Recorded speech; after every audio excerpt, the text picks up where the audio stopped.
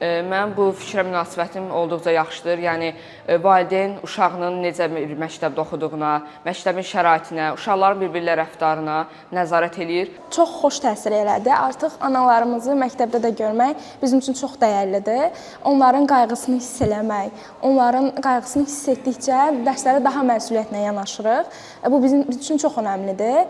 Keçən həftə də mənim anam valideyn növbətçisi olaraq məktəbdə fəaliyyət göstərirdi və bu mənim üçün ötən günlərə nisbətən daha məsuliyyətlə çalışmağıma, dərslərimə daha yaxşı, daha məsuliyyətlə yanaşmağıma kömək oldu.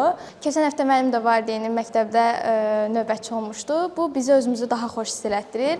Necə deyərlər, məktəb bizim ikinci evimizdir. Valideynlər burada olanda biz özümüzü daha yaxşı hiss edirik, məktəbə özümüzü daha doğma hiss edirik. Mənim valideynim də valideyn növbətçisi layihəsində iştirak etmişdir və o burada iştirak edəndə mən özümü daha maraqlı və digər günlərə nisbətən daha məsuliyyətli hiss edirdim.